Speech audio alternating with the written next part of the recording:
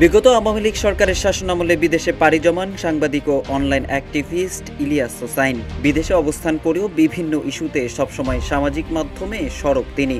একইভাবে বিদেশের মাটিতে অবস্থান করে সামাজিক মাধ্যমে নানাবিধ ইস্যুতে সক্রিয় রাজনৈতিক বিশ্লেষক ও অ্যাক্টিভিস্ট পিনাকি ভট্টাচার্য। অবশেষে দীর্ঘদিন দেশের বাইরে অবস্থান করার পর সম্প্রতি দেশে ফেরার ঘোষণা দিলেন প্রবাসী সাংবাদিক ইলিয়াস হোসাইন। সামাজিক যোগাযোগ মাধ্যম ফেসবুকে এক পোস্টে গত 7 ফেব্রুয়ারি দেশে আসার ঘোষণা দেন তিনি। ইলিয়াস তার ভেরিফাইড ফেসবুক পোস্টে 2013-14 সাল প্রসঙ্গে লিখেন, সারা দেশে এমন এক পরিস্থিতি তৈরি হয়েছিল যে বিএনপি জামায়াত নিষিদ্ধ দলের পর্যায়ে চলে গিয়েছিল। যৌথ অভিযানের নামে সারা দেশে চিরুনি অভিযান চালিয়ে পাখির মতো গুলি করে মারা হতো ছাত্রদল ছাত্র শিবিরের নেতাকর্মীদের। ইলিয়াস লিখেন, পরিস্থিতি এমন দাঁড়িয়েছিল তাদেরকে মারলে যেন কোনো বিচার নেই।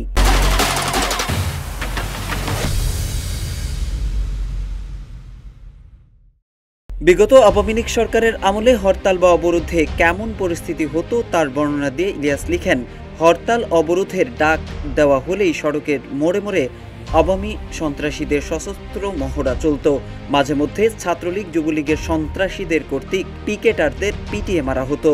ইলিয়াস লিখেন, সেই পরিস্থিতিতেও বিএনপি জামায়াতের সমর্থনে ঝটিকা মিছিল হতো, পিকেটিং হতো, আর আওয়ামী লীগের নেতারা পুলিশি পাহারায় হুমকি দিত, খেলা হবে। ধানমন্ডির 32-এর বাড়ি সাধারণ মানুষ মাটিতে মিশিয়ে দিলেও আওয়ামী লীগ বা এর অঙ্গ সংগঠন ছোট মিছিল করতেও সাহস করেনি উল্লেখ করে ইলিয়াস লিখেন, পুলিশ এখন গুলি করে না, বিজিবির টহল নেই, তারপরেও তাদের আব্বার বাড়ি মাটিতে মিশিয়ে দেওয়া হলো, অথচ গোটা শহরে একটা ছোট মিছিল করার সাহস করতে পারল না আওয়ামী লীগের কোনো পর্যায়ের অঙ্গ সংগঠন। তারাই আবার তাদের সাহস শিখাতে আসে।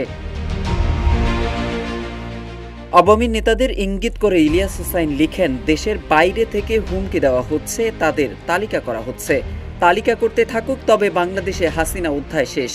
তিনি লিখেন, হুমকি ধমকি দিলে বিপদে পড়বে আওয়ামী নেতারা, হুমকি দিলে অপারেশন টুঙ্গিপাড়া চালানো হবে। সর্বশেষ তিনি খেলতে চাইলে দেশে আসার আহ্বান জানান এবং জানান তারা সবাই দেশে আসার প্রস্তুতি নিচ্ছেন, তবে কে কে আসছেন তা উল্লেখ করেননি ইলিয়াস হোসাইন। ধারণা করা হচ্ছে ইলিয়াস হোসাইন, পিনাকি ভট্টাচার্যরা শীঘ্রই আসছেন দেশে। মোহাম্মদ সাইফুল ইসলাম, ইত্তেফাক।